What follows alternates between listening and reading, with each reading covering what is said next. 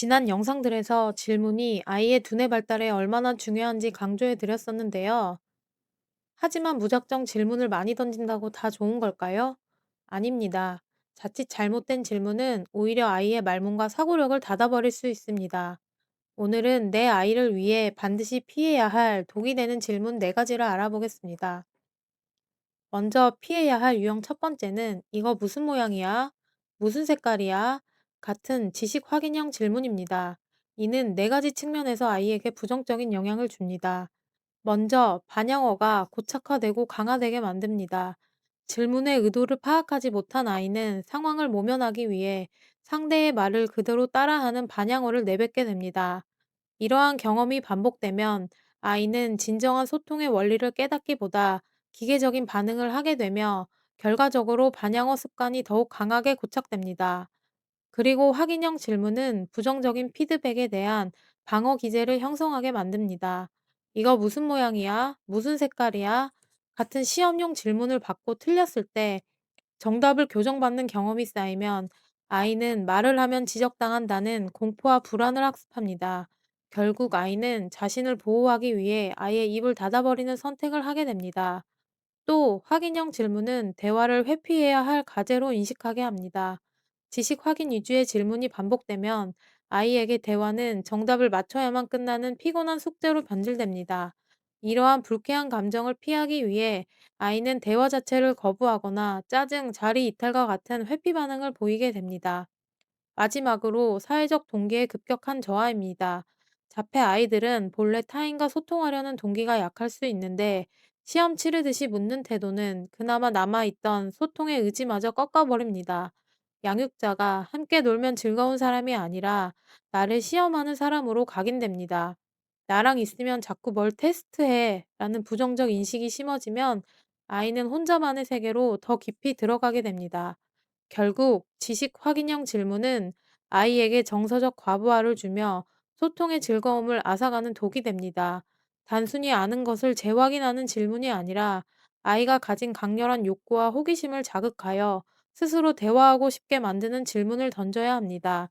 이러한 방식의 전환만이 아이의 사고를 확장하고 혼자만의 세계에서 밖으로 나오게 하는 진정한 소통의 시작이 됩니다. 다음으로 피해야 할 두 번째 유형은 정답 유도형 질문입니다. "신발은 어디에 두어야 할까? 선생님을 보면 뭐라고 인사해야 하지?" 처럼 답을 유도하는 질문도 위험합니다. 능동적 사고가 아닌 상대방의 눈치를 학습하기 때문입니다. 답을 유도하는 질문은 아이가 스스로 상황을 판단할 기회를 뺏습니다. 아이는 내가 어떻게 행동해야 할까를 고민하기보다 질문자의 표정과 의도를 살피며 상대방이 원하는 정답을 유추하는 데에만 급급하게 됩니다. 그리고 정답 유도형 질문은 유연성이 결여된 기계적 반응을 고착화시킵니다. 운 좋게 정답을 맞췄을 때 주어지는 보상이나 안도감은 아이를 특정 반응에 고착시킵니다. "선생님을 보면 어떻게 인사해야 하지? 라는 질문에 "안녕하세요 라고 답을 배운 아이는 그 상황의 맥락을 이해하는 것이 아니라 이 질문에는 이 답을 내뱉어야 상황이 끝난다고 인식합니다. 결국 다음번에도 똑같은 질문이 주어지지 않으면 스스로 행동하지 못하는 기계적인 반응만 반복하게 됩니다. 마지막으로 정답 유도형 질문은 자기 주도적 문제 해결 능력을 상실하게 합니다. 정답이 정해진 틀 안에서만 움직이다 보면 아이는 새로운 상황이나 정답이 없는 문제 앞에서 당황하게 됩니다.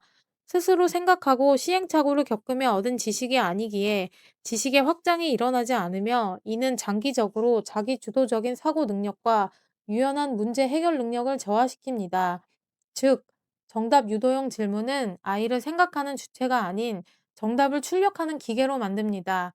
아이가 상대의 눈치를 보며 정답을 끼워 맞추는 대신 상황 속에서 스스로 필요성을 느끼고 행동할 수 있도록 질문의 목적을 확인이 아니라 사고의 자극에 두어야 합니다. 세 번째 피해야 할 유형은 자폐 아이의 인지적 특성을 고려하지 않는 추상적인 질문입니다. 자폐 아이들은 눈에 보이지 않는 미래의 가능성이나 상대방의 의도를 파악하는 데 큰 어려움을 느낍니다.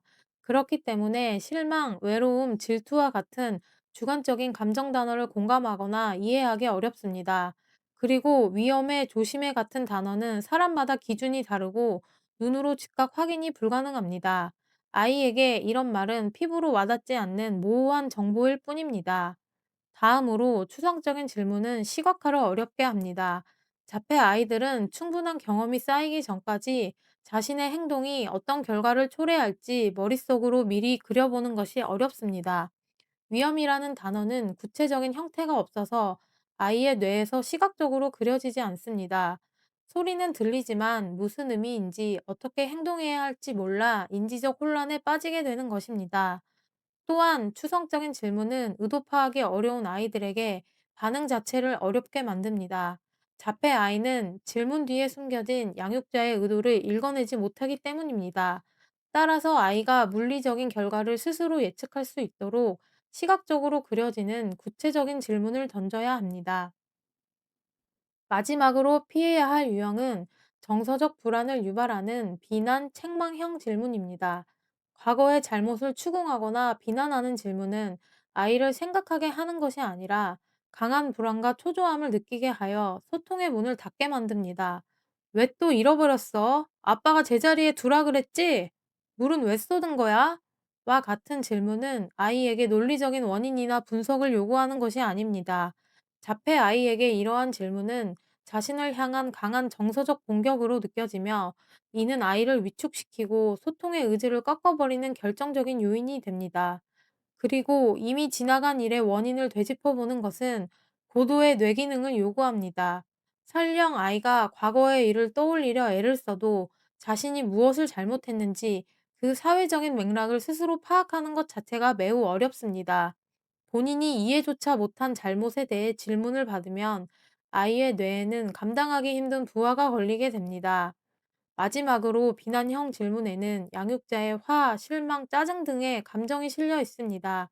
하지만 자폐 아이는 이러한 복합적인 감정의 의도를 파악하기 어렵습니다. 상대방이 왜 화가 났는지, 내가 어떻게 대답해야 이 상황이 끝날지 알 수 없기 때문에 아이는 극심한 초조함과 불안에 빠지게 됩니다. 실제로 정서가 불안하고 초조해지면 뇌는 정상적인 사고를 할 수가 없습니다. 비난과 책망이 섞인 질문은 아이를 반성하게 하는 것이 아니라 사고 회로를 마비시켜 아이를 혼란 속에 가두게 됩니다. 질문의 목적이 아이를 몰아세우는 것이 되어서는 안 됩니다. 이러한 정서적 압박이 반복되면 아이는 질문 자체를 두려워하게 되고, 자신의 사고를 표현하기보다 상황을 회피하는 데에만 에너지를 쓰게 됩니다. 정서적 안정감이 확보되지 않은 상태에서는 그 어떤 질문도 아이의 뇌에 닿을 수 없습니다. 지금까지 우리 아이의 말문과 사고력을 닫게 만드는 피해야 할 질문 4가지를 알아봤습니다. 그럼 도대체 어떤 질문을 어떻게 해야 할까 궁금하실 텐데요. 아이의 잠재력을 깨우고 두뇌를 깨우는 진짜 질문법, 그 구체적인 방법은 다음 영상에서 공개하겠습니다.